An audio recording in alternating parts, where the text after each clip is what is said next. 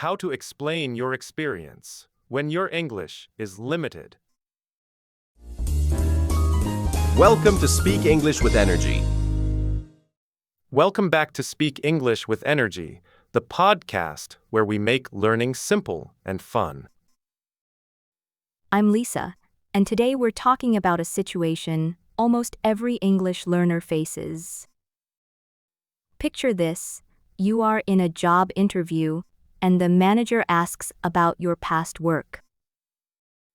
Suddenly, your brain goes blank because you cannot find the right big words in English. Oh, I have seen that happen so many times with my students in class. My friend Marco managed a huge warehouse team for 5 whole years back in Italy. When he moved here, he froze because he only knew basic English verbs. That is so common, but having limited vocabulary does not mean you lack real skills. Your practical experience, your hard work, and your problem-solving abilities are still completely real. Exactly. You just need simple and clear ways to explain those big achievements to people. You do not need fancy academic words to impress a boss or a new colleague. That is why today we are sharing super practical strategies for A2 and B1 speakers. We will teach you simple sentence templates that describe your past duties without stress. We will also show you how to use active action verbs to sound professional. These tiny changes will instantly boost your confidence during your very next job interview. By the end of this episode, you will feel ready to share your story. So grab a cup of coffee, relax, and let us dive into our first tip. Let us help you turn your valuable real-world experience into simple, powerful English right now. Let us start with a big mistake many English learners make when describing their work experience. They think they need huge, complicated corporate words to sound smart in a job interview. That is so true, Victor, because people often translate difficult phrases directly from their native language. In many languages, using long and formal words shows deep respect and high professional skill. Exactly, but in English, direct translation usually creates confusing, unnatural sentences that lose the listener. Instead, the real secret is using short, strong action verbs that everyone understands instantly. So, what kind of action verbs are we talking about here for our listeners? Simple words like led, built, created, or helped carry so much energy in a sentence. I remember a student who tried to say he facilitated cross-functional organizational alignment during a project. He was so nervous trying to remember those heavy corporate words that he froze completely. Oh no, that sounds so stressful. What did you tell him to say instead? I told him to just say, I helped 3 different teams work together smoothly. The manager smiled immediately because the meaning was totally clear and very confident. Wow, I helped is so simple, but it completely changes the feel of the answer. It takes away all the fear of making embarrassing grammar mistakes with long jargon. Right, and to make it even easier, you just need one reliable starting anchor phrase. Ooh, I love anchor phrases. Which one do you recommend for our listeners today? Our favorite anchor phrase is, in my last role, I was responsible for. You can practice this exact phrase until it comes out smoothly without any thinking. That is fantastic, because once you say that phrase, you just add your action verb. For example, in my last role, I was responsible for building our customer support system. Yes. Or, in my last role, I was responsible for leading a small sales team. Look at how clean and professional those sentences sound without any painful corporate jargon. It gives you immediate momentum, so you do not pause or hesitate at the beginning. Exactly. Simple verbs keep your English moving forward with strong, clear energy every time. Master this single pattern today, and you will instantly feel more in control of your story. Now, let's take this simple start and turn it into a complete story using our three-part formula. It is called past, present, and future, and it keeps your grammar super clean and easy. I love this structure because you never have to guess which verb tense to use next. You just move step by step from yesterday to today, and then look ahead to tomorrow. Exactly, so let's do a quick role play to show everyone how powerful this really is. First, Victor will give us a typical unstructured answer without using the 3 steps. Okay, imagine I am in an interview, and I am feeling very nervous about my English. Well, I worked in sales before, but now I search for job, and I want good company. Stop right there. That felt messy because the time jumps around and the tenses get confused. Yes, my head hurt just saying that, because I did not know where my story was going. Now let's try the past, present, future formula to see the difference in clarity and confidence. Step 1 is the past. State what you did in your previous role using simple past tense. In my last job, I managed daily inventory and helped customers with their orders. Perfect, clean past tense. Next is step 2, the present. Explain your current situation clearly. Currently, I am improving my technical skills and taking an advanced project management course. That shows active growth today. Finally, step 3 is the future. Connect to this new role.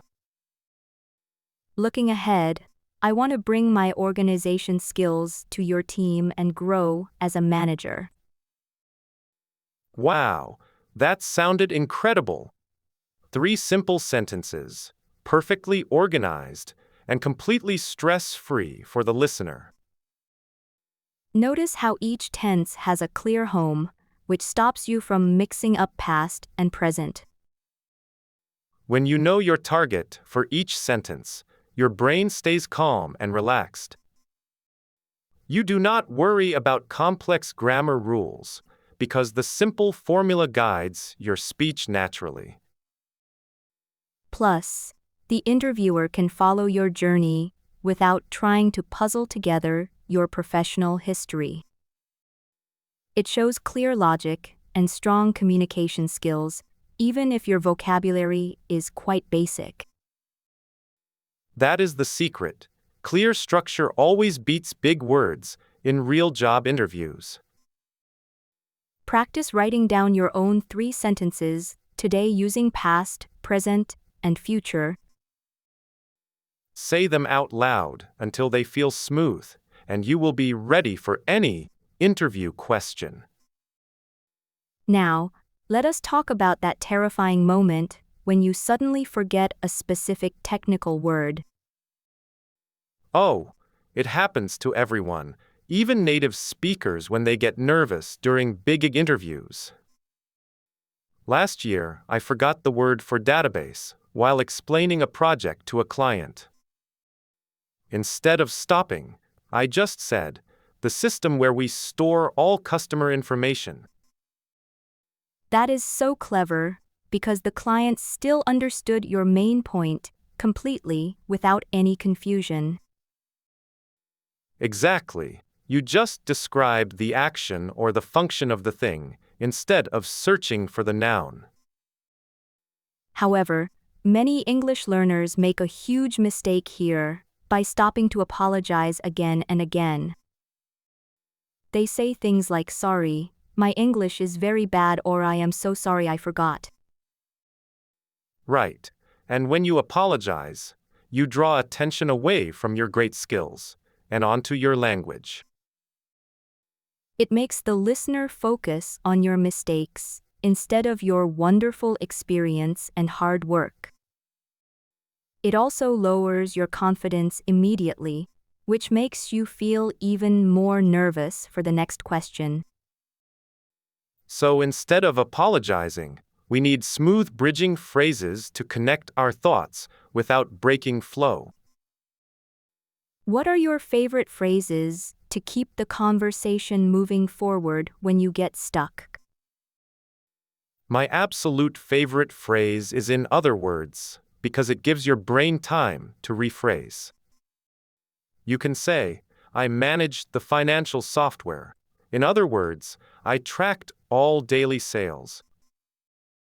I love that, and another great choice is simply using "what I mean is" right after. If you say a sentence that feels incomplete, just add "what I mean is" and simplify it. Yes, it sounds totally natural and shows the interviewer that you are a clear, active communicator. You are controlling the conversation rather than letting a forgotten word control your emotions. You can also use "to put it simply," which tells the listener a clean explanation is coming. That phrase is amazing because simple explanations are actually better in fast-paced environments anyway. So if you forget a complex industry term, do not panic or say sorry to anyone. Just pause for 1 second, take a deep breath, and use one of your bridge phrases. Try practicing these 3 phrases in front of your mirror today with basic daily work topics. When you practice them out loud, they become automatic responses during real, stressful interview situations. You will feel so much more confident knowing you can recover easily from any forgotten word. That practice is essential, but now let us shift focus to what employers actually care about most. They are rarely listening for flawless past tenses. They want to know what you really achieved. Exactly. Minor grammar mistakes rarely lose you a job, but failing to show value definitely will. When I interviewed candidates last year, the most impressive applicant made 3 small mistakes in minutes. Wow, really? What made that candidate stand out so much despite those minor grammar errors? She used very clear numbers to describe her impact, instead of long, complicated English sentences. Instead of struggling to explain complex duties, she simply said, "I helped 20 clients daily." Everyone in the room understood instantly, because concrete numbers speak louder than perfect grammar ever could. That is so empowering. Numbers are universal, so anyone can use simple figures with limited English. You do not need complex passive voice when a simple head count tells your whole story clearly. Let us look at another quick example that you can adapt for your next job interview. Say I managed 5 projects, or I reduced waiting times instead of explaining long daily processes. That simple trick saves you from getting stuck in tricky vocabulary while sounding very productive. So the winning formula is basic action verb plus number, which keeps your English very manageable. Exactly. Keep it brief, clear, and focused on what changed because of your direct work. Your future boss wants to hire a reliable problem solver, not a walking English language dictionary. I love that practical mindset shift because it removes so much unnecessary pressure during stressful interviews. You are sharing your true professional value, and simple English is completely enough for that. Now, let us give our listeners a super clear sentence to build muscle memory right now. Repeat this sentence after me out loud. I used my skills to help 20 clients daily. Let us say that powerful line one more time together so everybody can practice along easily. I used my clear communication skills to help 20 new clients every single working day. Feel how smooth and natural that statement sounds without worrying about complex sentence structures at all. Say it 3 times today while walking around until your mouth feels confident, repeating those words. Focus on your real results, speak with energy, and remember clear facts always beat perfect grammar. Join us in the next segment where we practice answering tough questions with complete quiet confidence. Wow, what a powerful practice session we had today on explaining your real work history. Remember, using strong action verbs keeps your sentences short, simple, and very easy to understand. That is right, and the past, present, future formula gives you a clear map for every answer. It guides the listener smoothly from what you did before to what you can achieve next. Wait, Victor, before we go, let us talk about job interviews with limited vocabulary. My friend Maria recently used simple verbs like organized, created, and led during her interview. The interviewer was so impressed because her statements were clear, strong, and very easy to follow. That is a classic strategy because simple action verbs make your work sound powerful immediately.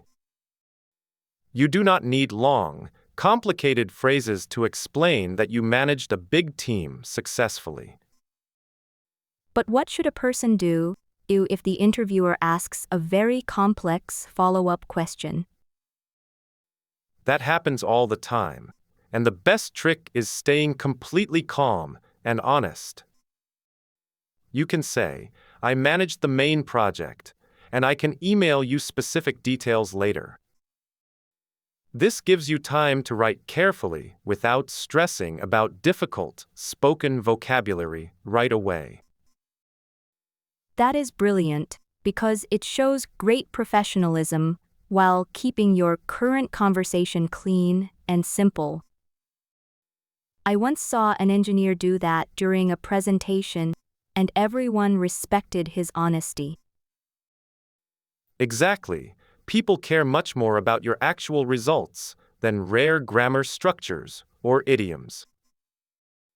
When I worked in sales, my colleagues spoke basic English but explained numbers perfectly every time. He used chart visuals, pointed at key numbers, and said simple phrases like revenue grew fast. Using visual aids like slides or printed documents is such a smart support tool for speaking. It takes pressure off your vocabulary because the chart clearly shows the story for you. Right, so remember to focus on clear facts, easy action words, and helpful visual tools daily. Practice describing your favorite past project using only 10 simple words on an index card. That index card trick is super practical for practicing right before an important work call. Write 3 action verbs on top to remind yourself to keep your sentences clean and direct.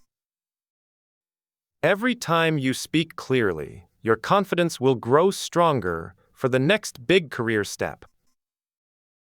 Exactly. Small daily practices turn into huge professional success before you even realize it yourself. Focus on your strengths. Keep your messages simple and speak your experience with pride today.